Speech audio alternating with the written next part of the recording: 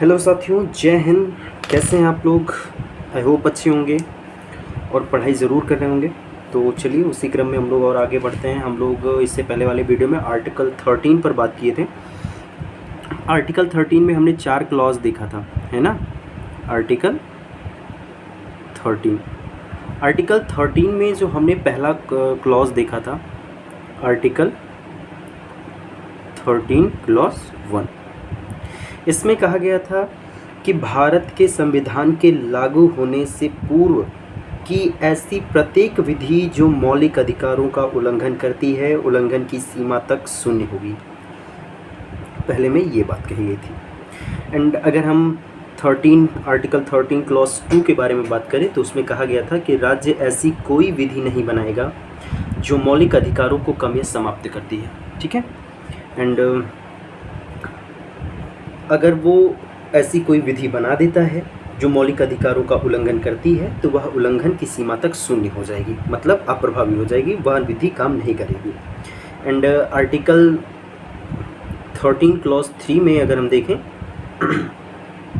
तो इसमें कहा गया था कि विधि के अंतर्गत संसद, राज्य विधानमंडल का कानून या अध्यादेश, आदेश, नियम, परंपराएं आदि जो विधि का बल रखती हैं, विधि बनाने का बल रखती हैं, वो सब शामिल होंगे। एंड 13 क्लॉज 4 में कहा गया कि विधि के अंतर्गत संविधान संशोधन शामिल नहीं होगा। अब थोड़ा सा चर्चा इस पर है कि इसका अर्थ क्या है, कैसे है, इन पर डिबेट क्या है। चलिए बात करते हैं। सबसे पहले हम लोग आर्टिकल 13 क्लॉज 1 को लेकर के, ठीक है। तो सबसे पहले अब हम लोग व्याख्या करेंगे, ठीक है। किसकी व्याख्या करने जा रहे हैं? आर्टिकल 13 क्लॉज 1, ठीक है। अब इसमें हम लोग देखेंगे कि वो कहना क्या जा रहा है एक्चुअल रूप में, ठीक है। तो चलिए देखते हैं आर्टिकल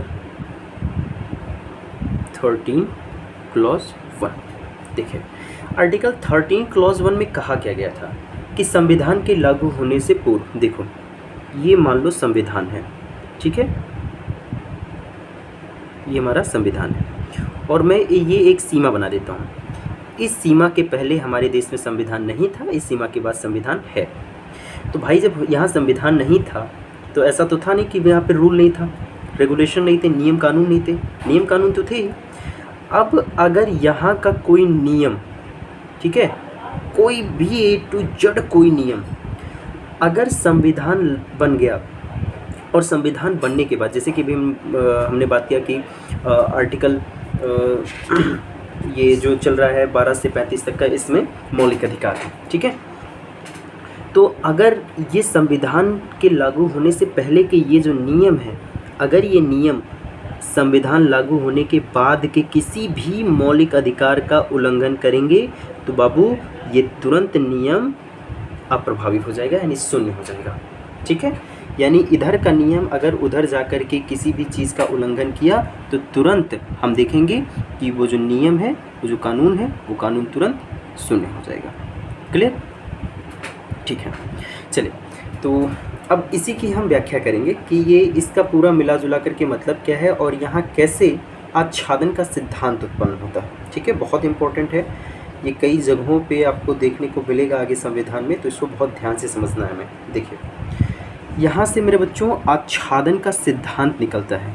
किसका सिद्धांत निकलता है? आच्छादन का। आच्छादन का मतलब होता है ढकना। आच्छादन का मतलब क्या होता है? ढकना, ठीक है।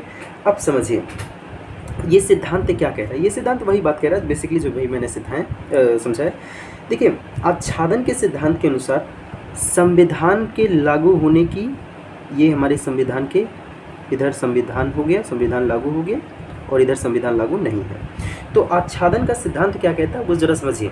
आच्छादन के सिद्धांत के अनुसार अगर संविधान के लागू होने के बाद, ठीक है, इससे पहले की कोई विधि, संविधान के लागू होने के पहले की कोई विधि अगर लागू होने के बाद किसी भी फंडामेंटल राइट का अगर उल्लंघन करेगी वो विधि, तो जिस सीमा तक, मतलब जहाँ तक, जिस हद तक यहाँ की विधि इस फंडामेंटल राइट को उल्लंघित करेगी, उस सीमा तक ये नियम अपने आप अप्रभावी हो जाएगा, ठीक है।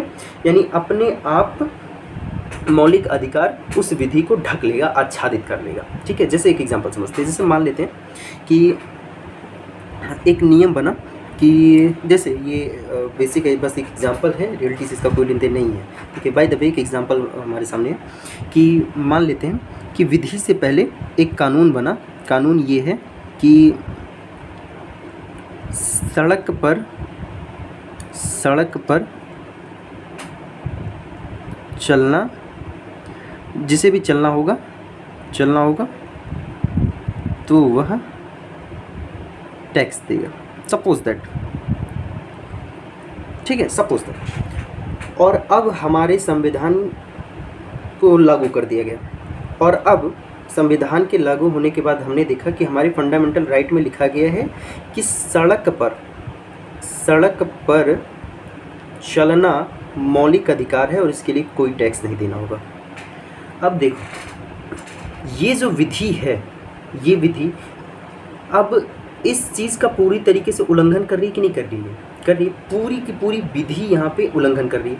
तो अब ये मौलिक अधिकार इसको पूरी तरीके से ढक लेगा, कवर कर लेगा। मतलब ये विधि अब वहाँ वैलिड नहीं है। इसी को कहा जाता है आच्छादन का सिद्धांत। ठीक है, लेकिन इसमें अभी कुछ बातें और भी हैं। अब इसमें आगे देखें। अब इसमें आगे कहा गया कि अगर भविष्य में, इन द फ्यूचर, ठीक है, अगर भविष्य में किसी भी कारण से, चाहे संविधान संशोधन के द्वारा या किसी भी कारण से, ठीक है, अगर वह मौलिक अधिकार का विरोधी नहीं रहता है, जैसे भविष्य में बाई द वे अमेंडमेंट कर दिया गया, फंडामेंटल राइट में अमेंडमेंट कर दिया गया, संशोधन कर दिया गया, ठीक है, और संशोधन करके कह दिया गया कि नहीं भाई सड़क पे चलेंगे तो उसके लिए टैक्स लगेगा, तो अब ये जो आप विधि देख रहे हैं ये पूरी तरीके से वैलिड हो जाएगी। अब ये अप्रभावी नहीं रह जाएगी, ठीक है, और ये हिस्सा पुनः यहाँ लागू हो जाएगा। अब एक छोटा सा कॉन्सेप्ट जो आपके दिमाग में पनप रहा होगा वो यही कि सर जब संविधान लागू हो गया तो पहले की कोई विधि यहाँ क्यों आएगी? तो मेरे बच्चों, इसका जवाब मैंने कल दिया था कि होता क्या है कि भाई हमारे देश में जो रूल रेगुलेशन थे, ऐसा तो नहीं था कि सारे के सारे रूल रेगुलेशन बहुत ख़राब थे। रूल रेगुलेशन तो अच्छे भी थे। तो जो अच्छे रूल रेगुलेशन थे, हमारे हमारे जो संविधान निर्माता हैं, संविधान निर्माताओं ने उन सभी नियमों को अपने कॉन्स्टिट्यूशन में इकट्ठा करके रख लिया, मतलब उसे भी लागू रखा, ठीक है। तो इस तरीके से देख करके आप समझिए कि कुछ ऐसे कानून हैं जो ब्रिटिश गवर्नमेंट के थे लेकिन वो अभी भी लागू हैं। आगे चल करके थोड़ी देर बाद ये चीज़ें आ जाएंगी कि कौन सी उस टाइम की जो रेगुलेशन जो कानून है वो अभी भी लागू है, थोड़ी देर बाद अभी हमारे सामने आ जाएगी, ठीक है।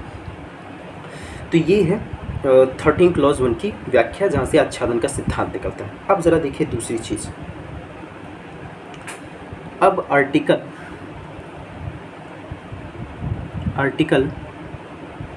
13 क्लॉज 2, ठीक है।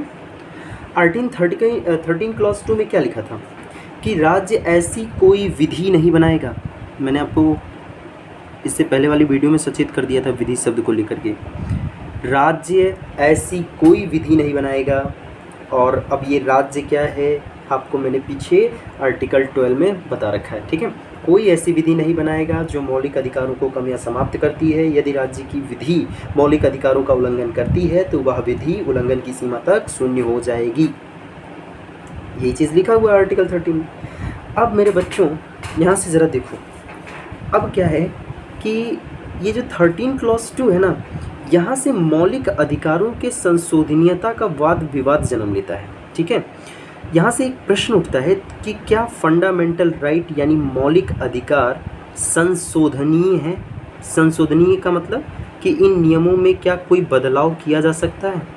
संशोधनीय,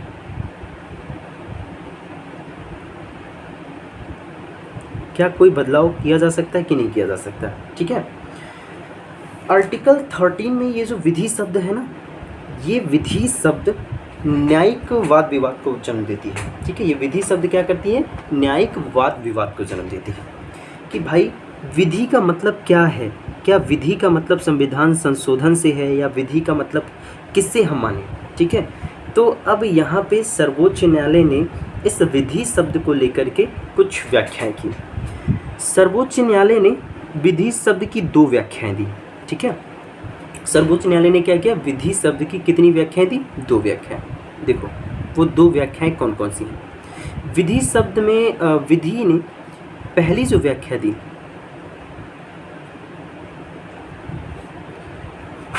पहली व्याख्या, और ये रही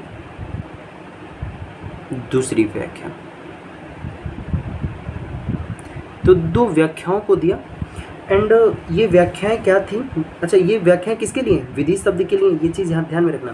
तो आप लोगों को शायद ये चीज़ बड़ी अजीब लग रही होगी कि सर विधि शब्द में दिक्कत क्या है। विधि शब्द में बहुत बड़ी दिक्कत है। विधि का मतलब हो गया कि राज्य कोई ऐसी विधि नहीं बनाएगा जो मौलिक अधिकारों को कम या समाप्त करती है। इसका मतलब देखो, राज्य का मतलब केंद्र सरकार से भी है, राज्य का मतलब प्रांत से है। हालांकि यहाँ पे राज्य का मतलब केंद्र सरकार से है। अब देखिए, केंद्र सरकार के पास ये पावर है कि संविधान का संशोधन करके उसमें कुछ भी बदलाव कर सकती है। तो इस विधि शब्द को लेकर के इसी बात का वाद विवाद जन्म लेता है कि क्या इस विधि का मतलब ये हम माने कि आप कोई ऐसी विधि बना नहीं सकते हैं जिसके द्वारा मौलिक अधिकारों में अमेंडमेंट हो सकता है कि नहीं हो सकता है। ठीक है, मौलिक अधिकारों में कोई परिवर्तन किया जा सकता है कि नहीं किया जा सकता। इसी बात को लेकर के इस विधि शब्द में दिक्कत आई है। ठीक है, अब इस पर सर्वोच्च न्यायालय ने 2 व्याख्याएं की। पहली व्याख्या में कहा कि विधि शब्द का मतलब, विधि शब्द का मतलब साधारण कानून, विधि शब्द का मतलब साधारण कानून प्लस संविधान संशोधन, संविधान संशोधन। ठीक है, पहली व्याख्या के अनुसार विधि का व्यापक रूप में परिभाषित किया गया।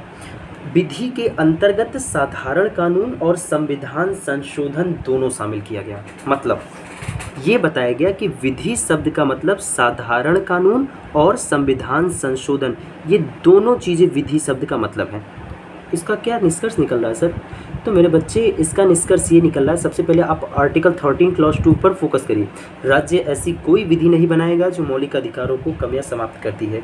तो इसका मतलब ये है कि राज्य ना तो साधारण कानून या साधारण किसी विधेयक का प्रयोग करके, ना तो संविधान संशोधन का प्रयोग करके कोई ऐसी विधि बना सकता है जो मौलिक अधिकारों को कम या समाप्त करे। क्या ये चीज़ समझ पाए आप लोग? इस चीज़ का मतलब बहुत साफ है कि विधि शब्द का मतलब ये है कि देखो वहाँ पे क्या लिखा हुआ है आर्टिकल 13 क्लॉज 2 में, राज्य ऐसी कोई विधि नहीं बनाएगा। तो वो विधि का मतलब ना तो साधारण कानून से ना तो संविधान संशोधन करके, इन दोनों प्रक्रियाओं से संसद के पास कानून बनाने की शक्ति है। तो इन दोनों को विधि शब्द में शामिल किया गया और कहा गया कि ना तो साधारण बहुमत से ना तो संविधान संशोधन की प्रक्रिया से मौलिक अधिकार कम किए जा सकते हैं ना ख़त्म किए जा सकते हैं। ठीक है, इसका मतलब साफ साफ अगर मैं आपसे कहूँ तो यहाँ विधि शब्द का मतलब ये है कि ना तो आप साधारण ना तो आप संविधान संशोधन, किसी की भी तहत आप कोई विधि नहीं बना करके ये मौलिक अधिकारों को कम या समाप्त नहीं कर सकते। यानी अगर हम यहाँ आपसे कहें तो एकदम साफ है कि भैया ना तो इसका प्रयोग करके ना तो इसका प्रयोग करके फंडामेंटल राइट में संशोधन नहीं किया जा सकता, संशोधन नहीं किया जा सकता। ठीक है, तो पहली व्याख्या ये दी गई। उसके बाद फिर व्याख्या इसमें दी गई कि जिसमें विधि शब्द का मतलब बताया गया, जिसमें विधि का मतलब बताया गया कि भैया अच्छा देखो, ये साधारण कानून जो होता है इसको बनाने के लिए साधारण बहुमत का प्रयोग किया जाता है और संविधान संशोधन के लिए जो है विशेष बहुमत का प्रयोग किया जाता है। और कौन से विशेष बहुमत का? तो दूसरे प्रकार के विशेष बहुमत का। ठीक है, ये टॉपिक हम पीछे पढ़ चुके हैं। अब जो दूसरी व्याख्या दी गई, उस दूसरी व्याख्या में कहा गया कि विधि का अर्थ केवल साधारण बहुमत से बनाया गया कानून है, केवल साधारण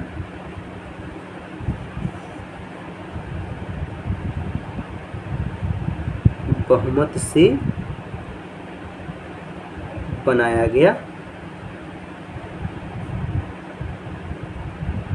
कानून है। ठीक है, अब संविधान संशोधन को यहाँ शामिल किया गया था। ठीक है, यहाँ बताया गया था कि विधि का मतलब साधारण कानून भी और संविधान संशोधन दोनों विधि का मतलब है।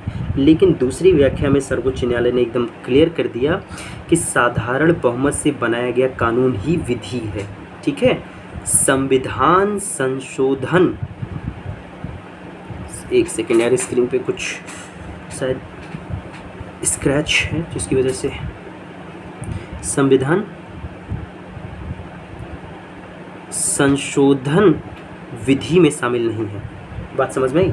और अगर आपको ध्यान होगा तो चौथी जो स्टेटमेंट लिखी गई थी आर्टिकल 13 क्लॉज 4 में, वो यही लिखा गया था कि विधि की व्याख्या में संविधान संशोधन शामिल नहीं किया जाएगा। मतलब विधि शब्द के मतलब में संविधान संशोधन नहीं आ सकता है। विधि का मतलब केवल साधारण बहुमत से बनाया गया कानून है। संविधान संशोधन विधि की श्रेणी में नहीं आता। ठीक है।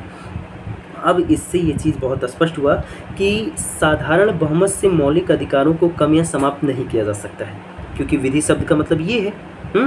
और कहा गया कि विधि नहीं बनाएगा, राज्य कोई ऐसी विधि नहीं बनाएगा, तो इसका मतलब साधारण बहुमत से जो कानून बनेंगे उस कानून से आप मौलिक अधिकारों को कम या समाप्त नहीं कर सकते। लेकिन विधि शब्द संविधान संशोधन उस शब्द से बाहर है। इसका मतलब अब अगर हमें फंडामेंटल राइट में संविधान परिवर्तन करना हो तो हम इसके तहत परिवर्तन कर सकते हैं। बात समझ में आई? ठीक है। तो ये है आर्टिकल 13 क्लॉज 2। अगर नहीं आया होगा ये चीज़ समझ में तो कमेंट में आप एक बार ज़रूर बता देना, मैं अगेन समझाने की कोशिश करता हूँ। अब तो दो बातें आ गई हमारे सामने। मास्टर साहब यहाँ कह रहे हैं संविधान संशोधन फंडामेंटल राइट में संशोधन नहीं हो सकता है, यहाँ कह रहे हो सकता है, माने क्या हम? तो आओ बता ही दें बबुआ। तो देखो, फंडामेंटल राइट यानी मौलिक अधिकार, यफआर जहाँ भी लिखूंगा ना, यफआर का मतलब मौलिक अधिकार। ठीक है। यफआर जहाँ भी लिखूंगा आप इस चीज़ को समझिएगा, यफआर का मतलब मौलिक अधिकार। क्या मौलिक अधिकार संशोधनीय है कि नहीं? संशोधनीय का मतलब उसमें हम कुछ बदलाव कर सकते हैं कि नहीं कर सकते? संशोधनीय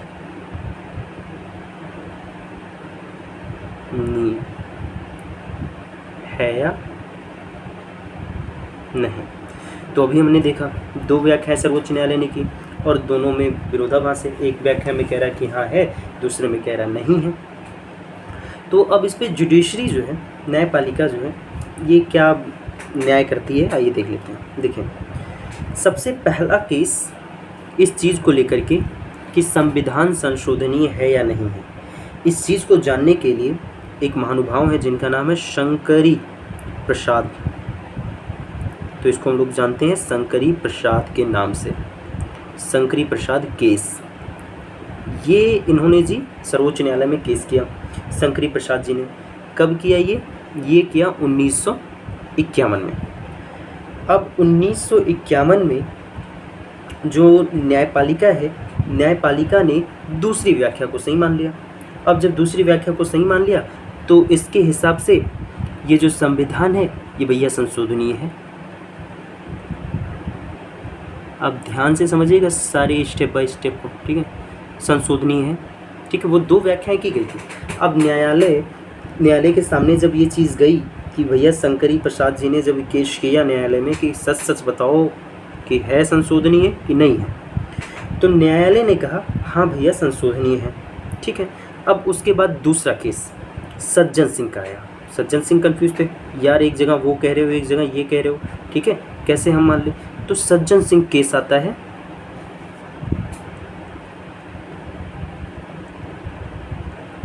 ये आया जी 1965 में। और इसमें जो न्यायालय है, न्यायालय ने कहा हाँ भैया संशोधनीय है, ठीक है। यानी इन दोनों में न्यायालय ने दूसरी विधि को, यानी जो दूसरी व्याख्या थी उस दूसरी व्याख्या को माना और कहा संशोधनीय है। उसके बाद एक और महानुभाव आते हैं गोलकनाथ। अब गोलकनाथ जी ने केस किया, तो ये केस इन्होंने किया 1967 में। अब यहाँ पर सर्वोच्च न्यायालय ने अपने जो ये ऊपर दिए गए दो ये जो डिसीजन थे, एक बार यहाँ 1951 में, फिर 1965 में 2 जगहों पे उन्होंने घोषित कर दिया था कि हाँ मौलिक अधिकारों को मौलिक अधिकार संशोधनीय हैं, उनमें हम परिवर्तन कर सकते हैं। लेकिन 1967 में जब गोलकनाथ का केस हुआ तो उसमें सर्वोच्च न्यायालय ने कहा ना भैया ना, मौलिक अधिकार संशोधनीय नहीं है। लो जी, अब तो बड़ी दिक्कत ऐसे कि सर्वोच्च न्यायालय ने 2 जगह कह दिया कि भैया मौलिक अधिकार संशोधनीय हैं, एक जगह कह रहे हैं नहीं है। ठीक है, अब दिक्कत ये है कि पहले जिन जगहों पे संविधान संशोधनीय है वो मामला चल रहा था, और आज से ये मामला चलना शुरू हो गया कि संविधान संशोधनीय नहीं है, तो फिर अब दोनों में एक विरोध का कॉन्सेप्ट देखने को मिलता है। तो इसके लिए सर्वोच्च न्यायालय ने क्या रास्ता निकाला, अब आइए हम उसको देखते हैं। बहुत प्यारा सा खूबसूरत सा रास्ता सर्वोच्च न्यायालय ने निकाला था। क्या निकाला था, कैसे निकाला था, देखो। गोलकनाथ केस में सर्वोच्च न्यायालय ने, है ना, सुप्रीम कोर्ट, एससी का मतलब सुप्रीम कोर्ट ने यह निर्धारित किया कि भैया मौलिक अधिकार संशोधनीय नहीं है, मतलब हम नहीं उसको बदल सकते हैं। ठीक है, अच्छा, अगर सुप्रीम कोर्ट ने गोलकनाथ केस में ये कहा कि मौलिक अधिकार संशोधनीय नहीं है, तो इसका मतलब उसने पहली व्याख्या लिया था कि दूसरी व्याख्या लिया था, पहली व्याख्या लिया था, क्योंकि पहली व्याख्या में विधि का मतलब विधि में साधारण कानून और संविधान संशोधन दोनों को शामिल कर दिया गया था। इसका मतलब दोनों के द्वारा हम मौलिक अधिकारों में परिवर्तन नहीं कर सकते। ठीक, तो भैया सुप्रीम कोर्ट ने कहा कि मौलिक अधिकार संशोधनीय नहीं है। ठीक है, अब गोलकनाथ केस में न्यायालय ने भविष्य लक्ष्य अध्यारोहण का सिद्धांत प्रतिपादित कर दिया। ये देखो जी, ये भविष्य लक्ष्य बहुत टेक्निकल है।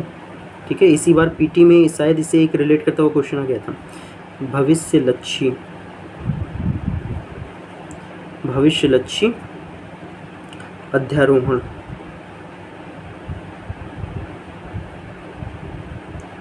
भविष्य लक्ष्य अध्यारोहण का सिद्धांत दे दिया न्यायालय ने। अब क्या है भविष्य लक्ष्य अध्यारोहण का सिद्धांत, देखो। भविष्य लक्ष्य अध्यारोहण सिद्धांत की व्याख्या करते हुए अब न्यायालय ने कहा कि देखो जी, बात ऐसी है कि न्यायालय का निर्णय मौलिक अधिकारों में अतीत काल में किए गए संविधान संशोधनों पर लागू नहीं होगा। इसका मतलब क्या है, भविष्य लक्ष्य का मतलब समझिए। भविष्य लक्ष्य में अब ये कहा जा रहा है कि जो निर्णय पहले से मौलिक अधिकारों के लिए ले लिए गए हैं, ठीक है, न्यायालय का निर्णय मौलिक अधिकारों में अतीत काल में किए गए संविधान संशोधनों पर लागू नहीं होगा। इस चीज़ को बहुत बाकायदे सुनिएगा। 1967 से पहले क्या एफआर को चेंज किया जा सकता था, इसमें संशोधन किया जा सकता था। तो अब अगर 1967 से पहले हमारे मौलिक अधिकारों में जो संशोधन हो गए हैं, अब उन संशोधनों में क्या करें हम, तो भैया सुप्रीम कोर्ट ने कहा कि इसीलिए तो हमने भविष्य लक्ष्य अध्यारोहण का सिद्धांत बना दिया।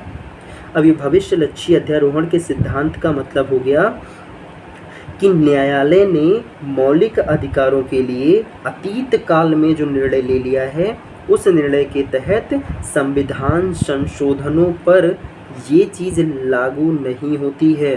बात समझ में आ रही है? ठीक है, यानी 1967 से पहले जो संविधान संशोधन करके मौलिक अधिकारों में परिवर्तन कर दिया गया है, उन पर ये गोलकनाथ के केस का निर्णय लागू नहीं होगा। ठीक है, बात समझ में आ रही है?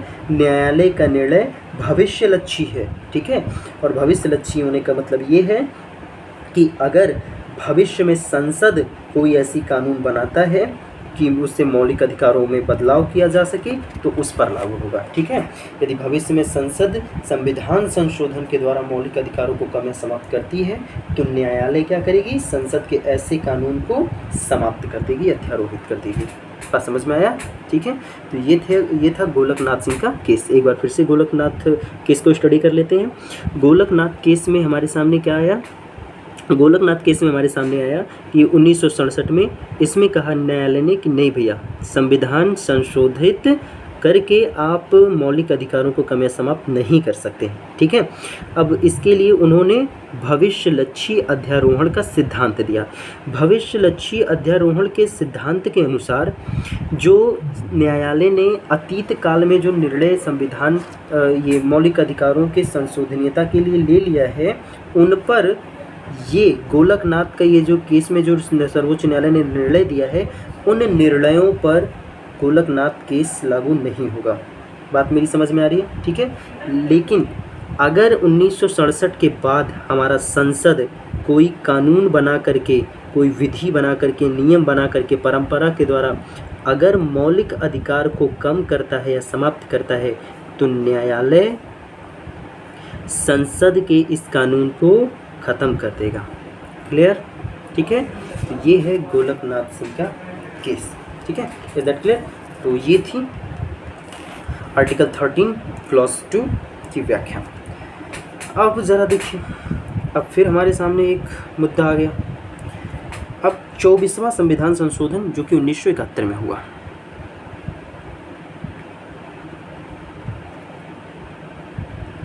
चौबीसवां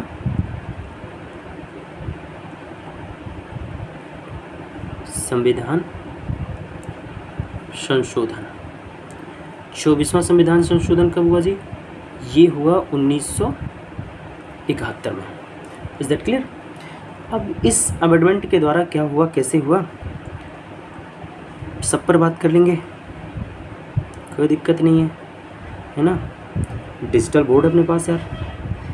चलो देखो, अब ये जो अमेंडमेंट था 24वां संविधान संशोधन, इसमें हुआ क्या? 24वें संविधान संशोधन के द्वारा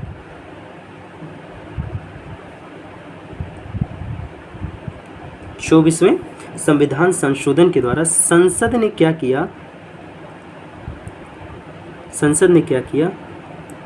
आर्टिकल 13 क्लॉज 4 को ऐड कर दिया। अब कहोगे अरे सर, इससे पहले तो आर्टिकल 13 क्लॉज 4 तो पढ़ा दिया आपने। हाँ मेरे बच्चे, पढ़ा दिया था, पर आर्टिकल 13 क्लॉज 4 वहाँ कैसे आया, अब उसकी कहानी सुननी है, ठीक है। तो देखो, संसद ने क्या किया? 24वां संविधान संशोधन। अच्छा, दिमाग में ऐसा तो नहीं आ रहा है कि अरे सर, अभी तो आपने बताया कि गोलकनाथ केस में कि संसद कोई कानून नहीं बना सकता। अरे तो ध्यान दो ना मेरे बच्चे, संविधान तो संशोधन किया जा सकता है, वो मौलिक अधिकार के लिए था कि मौलिक अधिकारों में संशोधन वगैरह करके नहीं किया जा सकता है, ठीक है। वो मौलिक अधिकार के लिए बातें थी। बाकी संविधान में संशोधन करने का भारत सरकार को, केंद्र सरकार को, संसद को पूरी तरीके से छूट मिली हुई है। संविधान संशोधन विधेयक के लिए आर्टिकल 368 है, जिसमें लिखा गया है कि संविधान में संशोधन किया जा सकता है, ठीक है। तो गोलकनाथ सिंह केस को आप लोग संविधान संशोधन में मत अप्लाई कर देना, वो मौलिक अधिकार के संशोधन के लिए है, ठीक है। चलो देखो, तो संसद ने क्या किया? आर्टिकल 13 क्लॉज 4 जोड़ा। अब उसमें लिखा क्या? उसमें लिखा है, इसमें आर्टिकल 13 क्लॉज 4 में, कि जो आर्टिकल 13 क्लॉज 2 में जो विधि शब्द है, इस विधि शब्द का मतलब देखो, इस विधि की व्याख्या में संविधान संशोधन शामिल नहीं होगा, ठीक है। आर्टिकल 13 क्लॉज 4 में क्या बात लिखी गई? आर्टिकल 13 क्लॉज 4 में कहा गया कि भैया आर्टिकल 13 क्लॉज 2 के संदर्भ में विधि की व्याख्या में संविधान संशोधन शामिल नहीं हो, ठीक है। संविधान संशोधन शामिल न होने का मतलब क्या है? देखो, अभी मैंने बताया कि विधि की कितनी व्याख्याएं की गई थी? 2 व्याख्या। विधि की पहली व्याख्या में साधारण कानून है ना, साधारण कानून प्लस संविधान संशोधन शामिल किया गया था कि नहीं किया गया था? लेकिन दूसरी व्याख्या में विधि का मतलब क्या बताया गया? साधारण कानून। क्या इसमें संविधान संशोधन लिया गया था? नहीं। तो आर्टिकल 13 क्लॉज 4 में यही बात कही जा रही है कि विधि की व्याख्या के अंतर्गत संविधान संशोधन शामिल नहीं किया जाएगा। मतलब विधि का मतलब हम कहें तो साधारण कानून, ठीक है, साधारण कानून।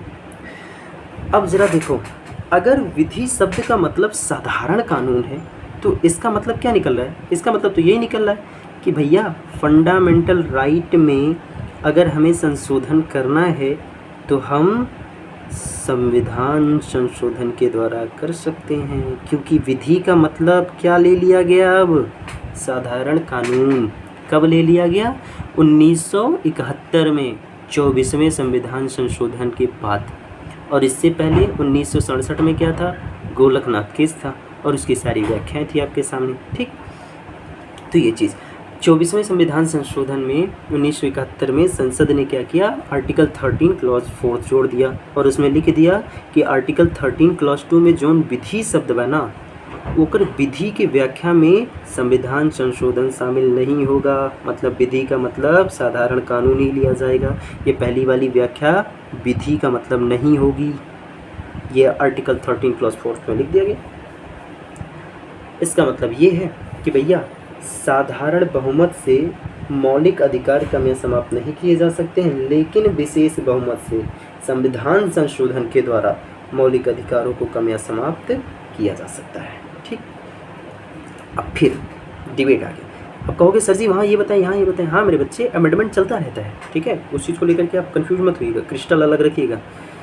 अब आ गए भैया केशवानंद जी इसी मामले में, ठीक है। अब आया केशवानंद। अच्छा, यहाँ बहुत थोड़ा सा हम लोग केशवानंद भारती की चर्चा करेंगे, बहुत लंबा चौड़ा डिस्कशन नहीं करेंगे, लंबा चौड़ा डिस्कशन भी करेंगे लेकिन आगे चल करके, ठीक है। अब आया केशवानंद भारती केस। केशवानंद भारती केस ये कब आया जी? 1973 में। केशवानंद भारती केस कब आया? 1973 में। देखिए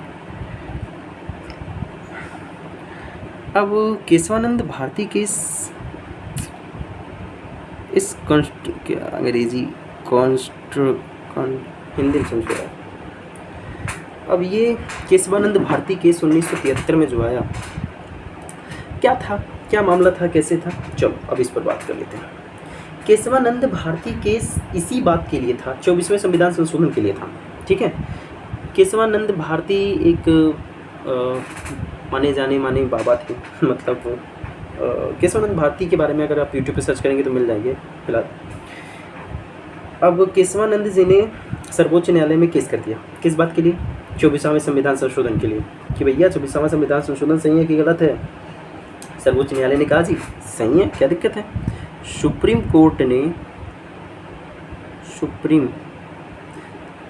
कोर्ट ने कहा भैया 24वां जो संविधान संशोधन किया गया है ना वो एकदम सही है, कोई दिक्कत नहीं उसमें, ठीक है, फुल टू फुल सही है, ठीक है। और अब क्या किया कि बड़ा दिक्कत आ रहा था यार, 2 बार कहा कि संविधान संशोधन के द्वारा मतलब मौलिक अधिकार संशोधनीय है, फिर एक बार कहा नहीं है, उसके बाद से फिर 24वां संविधान संशोधन किया, उसके बाद ही 1973 आया, बड़ा कचर पचर हो गया, परेशान हो गए सब ये सब सर्वोच्च न्यायालय ने क्या रुक एक इसका परमानेंट अस्थायी सोल्यूशन कर देते हैं। उन्होंने क्या किया ना कि मूल ढांचे का सिद्धांत प्रतिपादित कर दिया, बहुत तगड़ा मूल ढांचा का सिद्धांत, हम लोग आगे पढ़ेंगे, ठीक है, पेट में खलबली नहीं रखना। मूल ढांचे का सिद्धांत, अभी ऐसे समझ लो कि मूल ढांचा का मतलब ना संविधान की वो एलिमेंट जिसको ख़त्म कर दिया तो संविधान का अस्तित्व मिट जाएगा, वही मूल ढांचा, ठीक है। अभी मोटे मोटे तौर पे आप ऐसे समझ लो। तो अब संविधान के लिए उन्होंने क्या किया, मूल ढांचे का सिद्धांत दे दिया और कहा देखो भैया कि संसद मतलब कानून बनाने वाला संस्था, ठीक है, संसद मौलिक अधिकारों सहित, ठीक है, संसद मौलिक अधिकार सहित संविधान के हर एक हिस्से में संशोधन कर सकती है। सर्वोच्च न्यायालय ने ये बात खुल करके कह दी कि फंडामेंटल राइट हो या संविधान का प्रत्येक हिस्सा, कोई भी हिस्सा हो, अगर संसद को लग रहा है कि हाँ इसमें अमेंडमेंट करना चाहिए, इसमें बदलाव करना चाहिए तो बिल्कुल करे, लेकिन जिसे सर्वोच्च न्यायालय ने मूल ढांचा घोषित कर दिया, याद रखना मूल ढांचा घोषित करने का काम सर्वोच्च न्यायालय करेगा, ठीक है। लेकिन संविधान के जिन जिन हिस्सों को सर्वोच्च न्यायालय ने कह दिया कि ये मूल ढांचा है, संसद उसमें बदलाव नहीं कर सकते। क्लियर, बात समझ में आ गई। ये है केस आनंद भारती का केस और ये है मूल ढांचे का सिद्धांत। बहुत अभी मैंने मतलब जैसे जो एकदम मैंने बहुत छोटी सी चीज़ बताई है, ठीक है। मूल ढांचे का सिद्धांत बहुत लंबी चीज़ है, बात करेंगे इस पर, ठीक है। अब देखो, अब मिला जुला करके अगर वर्तमान में इसकी हमसे कोई स्थिति पूछ ले तो फंडामेंटल राइट से रिलेटेड, तो वर्तमान में हम क्या कहेंगे, संशोधनीय है कि नहीं है, बहुत कसर मचर हो गया ना। तो अब ज़रा देखो, अगर हम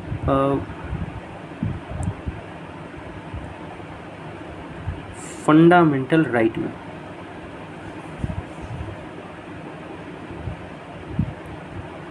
फंडामेंटल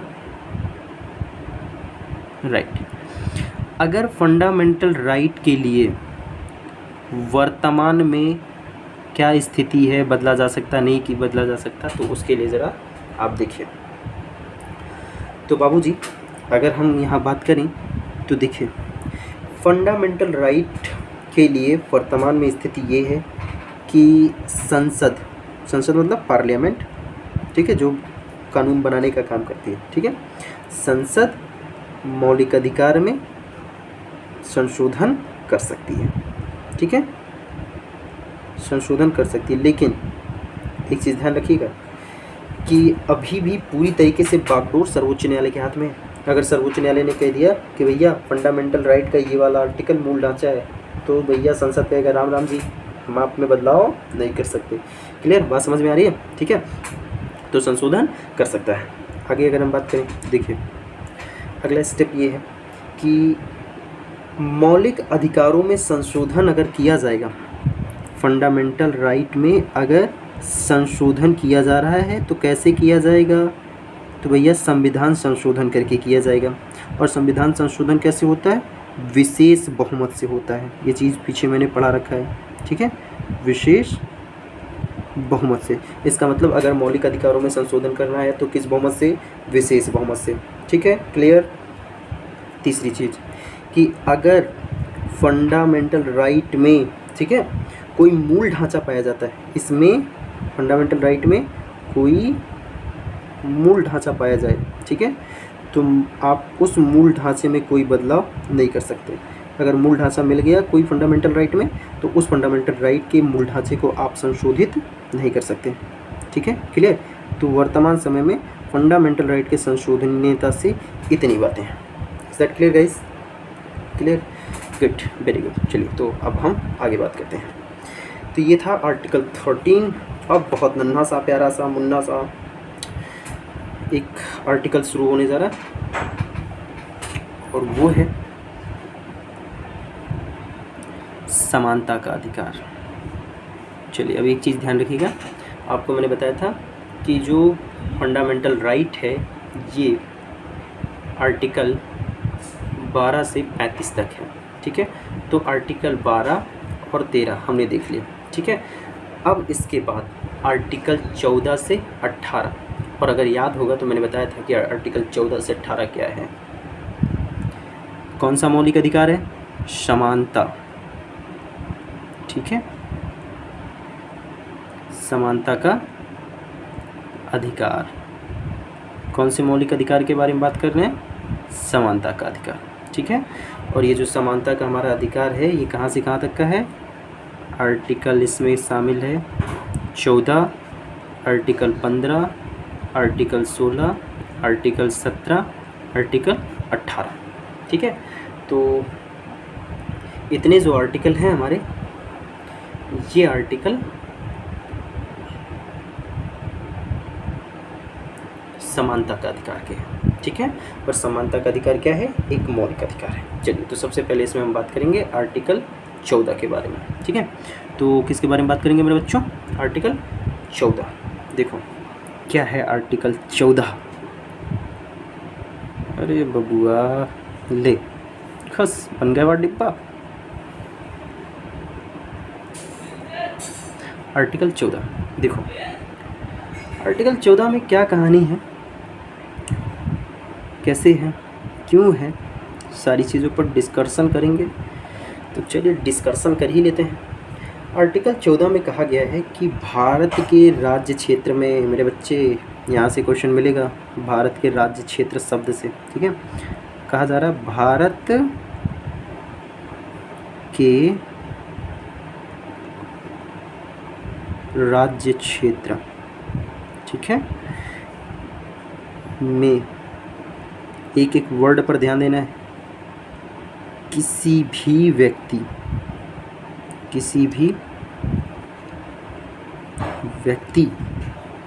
को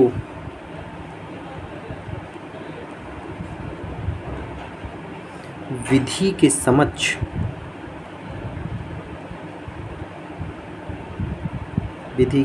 समक्ष समानता तथा विधियों के समान संरक्षण, ये स्टेटमेंट बहुत ध्यान से याद रखना भाई, विधियों के समान संरक्षण से वंचित नहीं किया जाएगा।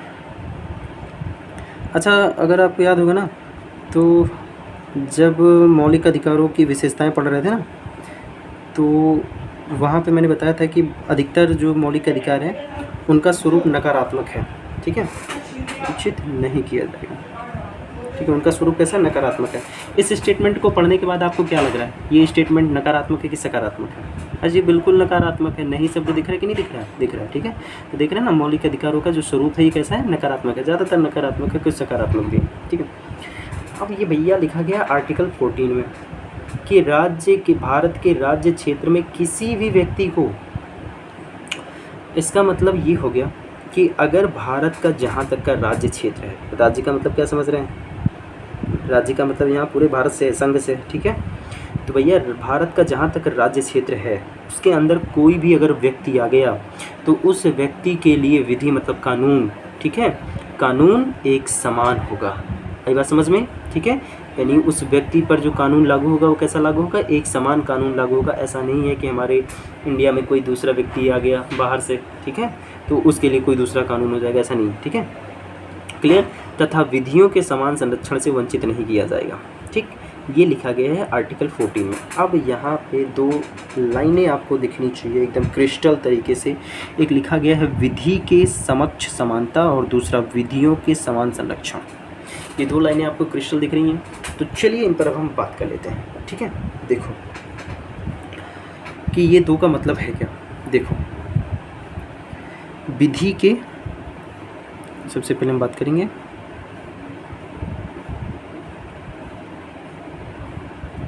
विधि के समान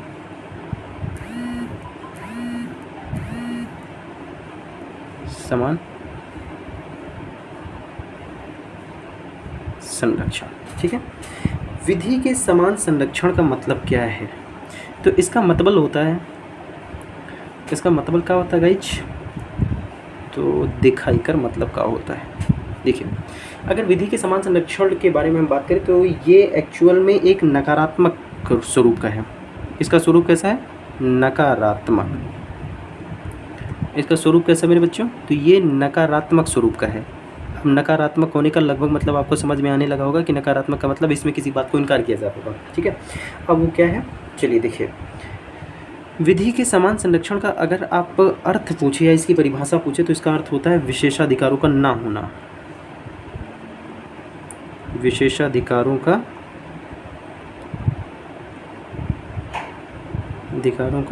ना होना, इसका मतलब ये होता है, ठीक है। विधि के समान संरक्षण का मतलब क्या होता है, विशेषाधिकारों का ना होना। इसमें क्या लिखा हुआ है, ना होना, इसीलिए इसका स्वरूप कैसा है, नकारात्मक है। अब विशेषाधिकारों का ना होने का मतलब क्या है, जैसे मान लेते हैं कि ये है आपके गांव में जहां राशन मिलता है, ठीक है, ये क्या है आपके गांव में राशन। यहाँ 2 लाइनें लगी हैं, यहाँ लोग खड़े हैं राशन लेने के लिए, ठीक है, बूढ़ पुरानिया, ठीक है, ये सब बेचारे खड़े, और यहाँ टेबल पे हमारे बैठे राशन ले रहे हैं, ठीक, ध्यान समझिए। अब ये सब गरीब लोग हैं, ठीक है, ये सब कैसे गरीब लोग हैं। मान लिया कि ये अपनी कार से राशन लेने आ गए छंगामल, राशन देने कौन आ गया? छंगामल। और ये छंगामल कौन है? मान लिया मंत्री जी के बेटे हैं या मंत्री के रिश्तेदार हैं, चलो रिश्तेदार हैं। अब होगा क्या व्यवहार में? व्यवहार में तो यही होगा, साहब आएंगे, पल्ला खोलेंगे इनका गाड़ी का दरवाज़ा और ले जा कर के इनकी डिक्की में सामान रखेंगे। अब देखो यहाँ क्या हुआ कि यहाँ जो ये व्यक्ति हैं इनको विशेषाधिकार मिला। तो विधि के समान संरक्षण विशेषाधिकारों का ना होना इसी चीज़ के लिए मना ही करता है कि नहीं, ये भी अगर कार्ड में गरीबी रेखा के नीचे हैं तो जाएं, लाइन लगाएं, उसके बाद राशन मिलेगा। आई बात समझ में? इनको किसी प्रकार का विशेषाधिकार नहीं होना चाहिए, ठीक है। सभी लोगों के लिए नियम कानून एक समान होते हैं, ठीक है। हाँ, लेकिन विशेषाधिकार किसी वंचित के पक्ष में किया जा सकता है, ठीक है। अगर सबल के पक्ष में आप किसी, हाँ जी, तो हम ये बता रहे थे कि सॉरी, दिल्ली में भी भूकंप आ गया था तो इसलिए मुझे बाहर जाना पड़ा। एंड वीडियो फिर से आपकी शुरू करते हैं। देखिए, कहीं घबराने की बात नहीं, बहुत नॉर्मल सा भूकंप था। हाँ, तो देख, अरे भाई साहब, ठीक है, चलिए देखिए, तो क्या था ना, हाँ, कि विशेषाधिकार नहीं होने चाहिए, लेकिन हाँ, वंचित के पक्ष में विशेषाधिकार किया जा सकता है। जैसे अब देखो, मान लो ये जो व्यक्ति खड़ा है ये 4 दिन से भूखा है, ठीक है। ये 4 दिन से क्या है? भूखा है और उसके शरीर में बिल्कुल जान नहीं है, बस लद्द से बेहोश होकर के गिरने ही वाला है। तो अब ऐसे व्यक्ति को हम विशेषाधिकार दे सकते हैं। या कोई महिला आ गई, ठीक है, कोई महिला राशन की लाइन में खड़ी, तो उसको हम आगे करके उसको विशेषाधिकार दे सकते हैं, ठीक है। तो वंचित के पक्ष में विशेषाधिकार हो सकते हैं, लेकिन किसी सबल के पक्ष में विशेषाधिकार नहीं दिया जाएगा। विधि के समान संरक्षण यही कहते हैं। Is that clear guys? ठीक है, चलो, बहुत अच्छी बात है। अब इसमें कुछ और बातें समझनी है और वो ज़रा समझते हैं हम लोग क्या कैसे हैं। देखो, इसी में विधि के समान संरक्षण में अगर हम बात करें तो देखिए, विधि के समान संरक्षण में क्या बात है।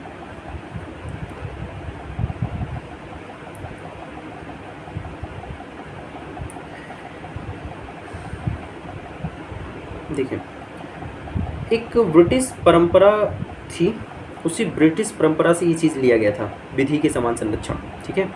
तो अगर कोई पूछे कि विधि के समान संरक्षण कहाँ से लिए गए थे, तो विधि का समान संरक्षण कहाँ से लिया गया था बाबूजी? तो विधि का समान संरक्षण लिया गया था ब्रिटिश परंपरा से। कहाँ से लिया गया था? ब्रिटिश परंपरा से, ठीक है। और इसको किसने उत्पन्न किया था? तो एक विचारक थे,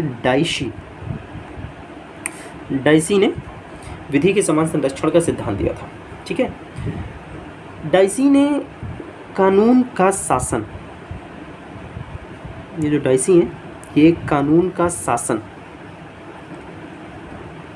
कानून का शासन, कानून के शासन की व्यापक अवधारणा का प्रतिपादन करते हुए इसके एक अंग के रूप में, ठीक है। ये जो कानून का शासन है, अभी थोड़ी देर में हम समझ जाएंगे कि कानून का शासन क्या है। कानून का शासन इनका एक सिद्धांत है डाइसी का, और इसी कानून के शासन के अंग के रूप में विधि के समान संरक्षण का सिद्धांत इन्होंने प्रतिपादित किया था, ठीक है। अब कानून का शासन क्या है, थोड़ा सा अगर मैं इसको बताना चाहूँ तो बहुत आसानी से आप इसको समझ सकते हैं। कानून के शासन का मतलब ये है, किसी भी देश में सबसे सर्वोच्च कौन है? तो सबसे सर्वोच्च कानून है। सबसे सर्वोच्च कौन है? कानून, ठीक है, विधि है, ठीक है। चाहे कोई साधारण व्यक्ति हो, अगर कोई साधारण व्यक्ति है तब भी, या कोई शासक हो, ठीक है, या शासित हो, कोई भी हो, ठीक है, चाहे शासक हो चाहे शासित हो, सारे के सारे लोग किसके अधीन हैं? कानून के अधीन होनी चाहिए, ठीक है। इसका मतलब कि शासन करने वाला व्यक्ति कोई भी हो, राजा महाराजा, पीएम सीएम कोई भी हो, लेकिन वास्तविक शासन कौन होना चाहिए? कानून होना चाहिए, ठीक है। और कानून सभी के लिए एक समान होना चाहिए। ये है कानून के शासन का सिद्धांत, जो कि किसने दिया था? डाइसी ने दिया था। Is that clear? इसके बाद तो विधि के समान संरक्षण की बात हो गई। अब दूसरे एलिमेंट के बारे में हम बात करेंगे, जो कि है विधियों या कानूनों का समान संरक्षण। 2 एलिमेंट आए थे ना आर्टिकल 14 में, तो चलो देखते हैं।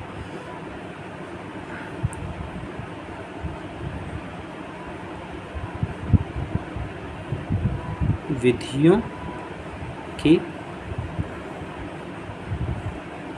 समान संरचना। एक्चुअल में ना ये पेन जो है इसकी नीब बहुत अच्छी नहीं है, तो इसलिए इससे कभी कभी स्क्रैच आ जाती है इस पर ना, तो स्क्रैच आती है तो पता चलता है लिखते समय।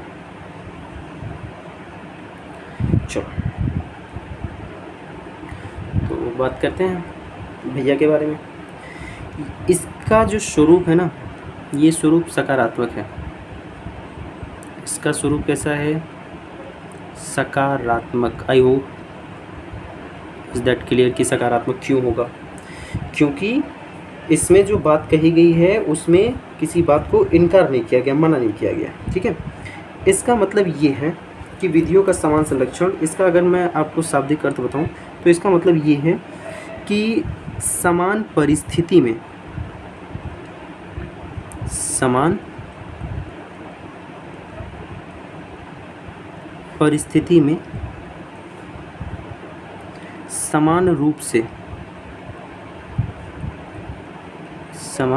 रूप से कानून लागू करना। ठीक है, ये इसका शाब्दिक मतलब है कि समान परिस्थिति में समान रूप से कानून लागू करना। ठीक है, इसका मतलब ये हुआ कि अगर राज्य अपने नागरिकों के लिए सुविधा या अवसर की व्यवस्था करेगा तो समान परिस्थिति में रहने वाले सभी व्यक्तियों को समान रूप से लागू किया जाएगा। ठीक है, जैसे कि इसका साधारण सा अभी जो मैंने एग्जांपल लिया, एग्जांपल इस एकदम परफेक्ट यहाँ बैठता है कि जैसे वहाँ पे क्या था कि ये एक बुज़ुर्ग था, ठीक है, और बाकी लोग भी थे, लेकिन बुज़ुर्ग की स्थिति इन सब की तरह समान नहीं थी। ठीक है, अगर इस बुज़ुर्ग की स्थिति भी सबकी की तरह समान होती तो इसके साथ जो व्यवहार किया गया था इससे पहले वो नहीं किया जाता। ठीक है, तो लाइन टू लाइन यहाँ सबको राशन बंटता, लेकिन अब इसकी परिस्थिति क्योंकि समान नहीं है, ये बेचारा बहुत दुर्बल है, बीमार है, तो इसलिए ये असमान परिस्थिति में आ गया। तो असमान परिस्थिति में असमान व्यवहार करना, असमान कानून लागू करना और समान परिस्थिति में समान व्यवहार लागू करना, यही विधियों के समान संरक्षण का मतलब होता है कि अगर इसकी परिस्थिति इन लोगों की जैसी होती तो सभी लोग, जितने लोग यहाँ हैं, सभी के साथ एक जैसा ट्रीटमेंट होता। लेकिन क्योंकि ये व्यक्ति जो है ये थोड़ा सा इसकी परिस्थिति ठीक नहीं है तो इसके लिए थोड़ा सा विशेषाधिकार कर दिया जाएगा, इसको आगे करके जो है ये विधियों के समान संरक्षण कर दिया जाएगा। ठीक है, तो ये हो गया। ठीक, इज दैट क्लियर? देखो, तो ये आर्टिकल 14 कंप्लीट हो गया। अब हम बात करेंगे आर्टिकल 15 के बारे में, लेकिन उसको बात करते हैं हम लोग कल। आई होप आप लोग अच्छे से मेहनत से पढ़ रहे होंगे, तो पढ़ते रहिएगा। इस जय हिंद, मिलेंगे अगली वीडियो में।